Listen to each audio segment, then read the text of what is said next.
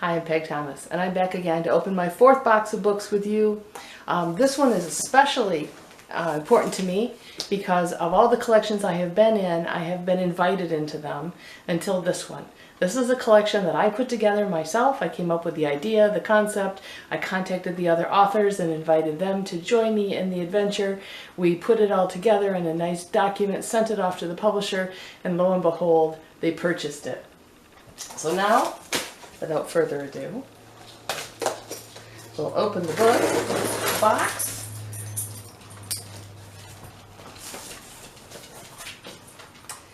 And display the Great Lakes Lighthouse Brides collection.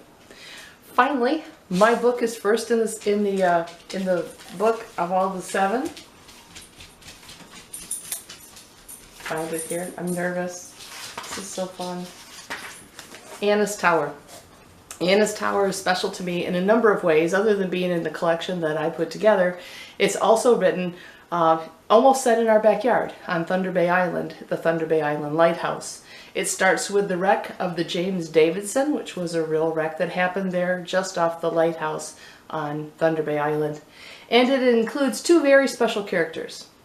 When I started getting published, my friends Gretchen and Lori decided that I needed to write them into a book. And they badgered me about it for a long time, and we teased back and forth.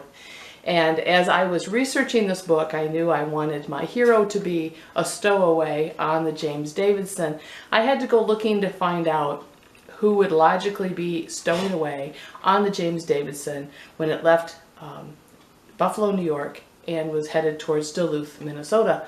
And in my research, I found that at that point, Duluth was really becoming a big farming community. And the immigrants of that day were primarily Russian. They were immigrants that had farming background were primarily Russian at that point. They were escaping the pogroms that were going on where the Russians tried to exterminate the Jewish race. And so that let me settle on the fact that my hero was going to be Russian.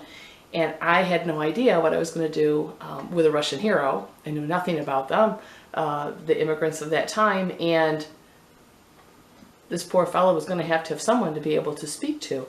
And as I was thinking about that, I came up with the idea of the island aunties. And the aunties are 2 old spinster sisters who live on the island, and they come from Russian parents, so they speak the language.